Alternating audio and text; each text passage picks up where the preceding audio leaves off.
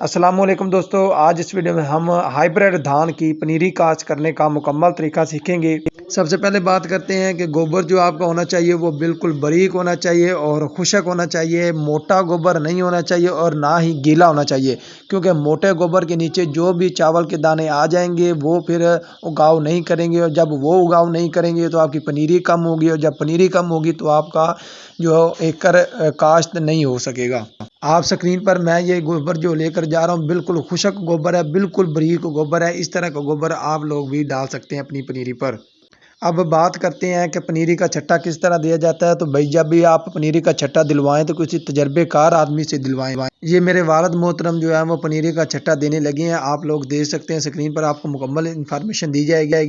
جب آپ کسی ناقابل تجربہ کار آدمی سے پنیری کا چھٹا دلوائیں گے تو کہیں پہ زیادہ پنیری کا اگاؤ ہو جائے گا اور کہیں پہ بالکل تیلا تیلا پنیری ہو جائے گی۔ تو اس لیے پنیری کا چھٹا دیتے وقت آپ لوگوں نے یہ بات ذہن میں رکھنی۔ باقی پنیری کی جو زمین آپ لوگ تیار کریں گے بالکل نیچے سے سخت زمین ہوگی، نرم زمین نہیں ہونی چاہیے۔ نرم زمین ہوگی تو اس کا نقصان یہ ہوگا کہ پنیری کی شاخیں جو ہے وہ نیچے چلی جائیں گی، اس کی جڑیں جو ہے زمین کے نیچے کافی دور تک چلی جائیں گے، اور جب آپ پنیری اوپر سے آگے ٹرانسفر کرنے کے لیے اکھاڑیں گے تو اس کی جڑیں ٹوٹ جائیں گی۔ جب جڑیں ٹوٹ جائیں گی تو پھر وہ اس کا پودا جو ہے وہ سوکھ جائے گا۔ اسی لیے زمین جب نیچے سے سخت ہوگی تو جڑیں جو ہے زمین کے اندر نہیں جائے گی، اوپر اوپر ہی رہیں گے، اور آپ جو اس کی پٹائی ہے وہ بالکل بآسانی کر سکتے ہیں، اور آپ کی پنیری بھی ایکڑ کے حساب سے بچ جائے گی۔ آپ لوگ میری یہ زمین دیکھ سکتے ہیں، میں نے بالکل بلیڈ لگایا ہوا ہے۔ آپ کی زمین بالکل برابر ہونی چاہیے، یہ نہ ہو کہ آپ کی زمین جو ہے وہ اوپر نیچے ہو اور کہیں پر زیادہ پانی کھڑا ہو جاتا ہے تو وہاں پر بیج جو ہے وہ پھول جائے گا اور خراب ہو جائے گا۔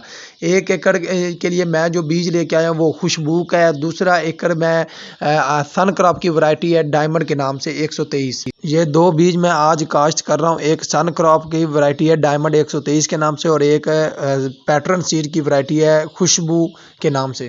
بیج آپ لوگوں کو سکرین پر دکھایا جا رہا ہے، بیج آپ لوگ دیکھ سکتے ہیں۔ ہم نے پہلے بیج کو 1 دن پہلے شام کو، یعنی کہ آج صبح ہم نے جب بیج کرنا تھا تو شام کو ہم نے اس کو بھگو دیا تھا۔ بھگویا ہوا بیج کی جرمینیشن بہت اچھی طریقے سے ہوتی ہے، تو آپ لوگ بھی رات کو بیج بھگو کر کسی سیبے والی بوری میں جس میں آپ کو ہیٹ لگ سکے، بیج کو ہیٹ لگ سکے، اس میں رکھیں اور صبح کو بیج جو ہے وہ پھینک دیں، کیونکہ صبح تک بیج کی جرمینیشن بھی ہو چکی ہوگی، تھوڑی تھوڑی سی کھوپڑیں بھی اس نے نکال لی ہوں گی، تو آپ لوگ بھی لازمی بیج بھگو کر اس کا چھٹا دیں۔ اب بات کریں کہ پنیری کے اوپر گوبر کتنا ڈالنا چاہیے، تو آپ نے اتنا گوبر ڈالنا ہے کہ بیج نیچے سے چھپ جائے، یعنی کہ زمین تھوڑی سی نظر بھی نہ آئے اور بیج بھی آپ کا بالکل مکمل طور پر چھپ جائے۔ یہ نہ ہو کہ آپ اتنی موٹی تہ اوپر لگاتے جائیں، پھر آپ کی جرمینیشن کم ہوگی اور بیج سڑنے کا بھی خطرہ ہے۔ جس طرح آپ کو سکرین پر دکھایا جا رہا ہے آپ نے اس طرح ہی چھٹا کرنا ہے۔ گوبر کا آپ لوگوں نے خاص خیال رکھنا ہے، بالکل خشک ہونا چاہیے اور بالکل باریک ہونا چاہیے، اور زمین آپ کا لیول ہونا چاہیے، لیزر پھرا ہونا چاہیے، اوپر نیچے زمین نہ ہونی چاہیے۔ اگر زمین اوپر نیچے ہوگی تو جہاں پر زیادہ پانی کھڑا ہو جائے گا وہاں پر بیج گل سڑ جائے گا۔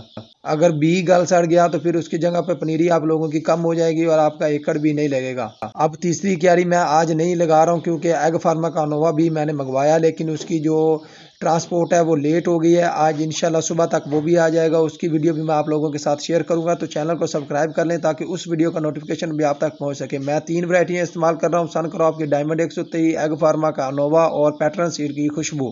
تینوں ورائٹیاں ماشاءاللہ 100+ ہیں۔ ایگ فارما کا جو انووا ہے اس کی بھی 136 من پیداوار آ چکی ہے، اور سن کراپ کا ڈائمنڈ 123 اس کی بھی 135 من پیداوار آ چکی ہے۔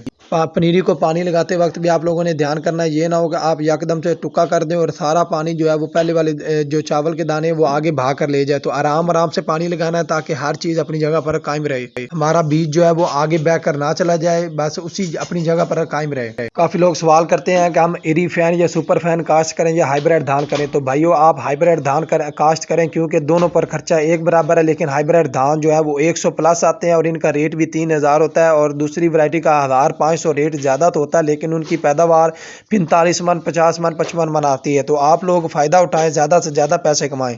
اور ہائیبریڈ دھان کی ایک اور بہت اچھی خوبی ہے کہ یہ گرمی کو بہت اچھے طریقے سے برداشت کر جاتا ہے، اس میں قوت مدافعت بہت اچھی ہے، بیماریوں کے خلاف یہ ڈٹا رہتا ہے۔ لیکن دوسرے جو سپر فین ہے اگر گرمی زیادہ پڑ جائے تو ان کی پولینیشن کم ہوتی ہے اور ان کا جھاڑ بالکل کم رہ جاتا ہے، لیکن یہ ہائیبریڈ دھان زیادہ گرمی کو بھی برداشت کر جاتے ہیں۔ آپ لوگ دیکھ سکتے ہیں یہ میں نے 2 کیاریاں بنائی ہیں 5-5 مرلے کی، 1 ایکڑ کو آپ 5 مرلے اس کا جو ہے وہ پنیری کاشت کریں، کیونکہ ماہرین کا بھی یہی کہنا ہے کہ 5 مرلے کم سے کم 1 ایکڑ کے لیے پنیری کاشت ہونی چاہیے۔ یہ میں نے 2 کیاریاں آج تیار کر دی ہیں، ڈائمنڈ 123 کی خوشبو کے نام سے بھی ایک ورائٹی، اس کی بھی آج پنیری کاشت کر دی ہے، اور کل انشاءاللہ ایگ فارما کا نواں بیج بھی آ جائے گا تو اس کی بھی ایک پنیری ہم کاشت کر دیں گے۔ پنیری کا آپ لوگوں نے خاص طور پر خیال رکھنا ہے، اس کی سپرے بر وقت کرنی چاہیے، کھاد سپرے مکمل دینی چاہیے تاکہ پنیری کا اگاؤ اچھا ہوگا تو آگے جب آپ ٹرانسفر کریں گے تو وہاں پر بھی اس کی کارکردگی بہت اچھی ہوگی۔ میں نے یہ چینل آپ لوگوں کی رہنمائی کے لیے بنایا تو آپ لوگوں سے بھی گزارش ہے کہ میرے چینل کو سبسکرائب کریں اور ویڈیو کو لائک کریں اور زیادہ سے زیادہ شیئر کریں تاکہ یہ ویڈیو ہماری بہت سارے لوگوں تک پہنچ سکے۔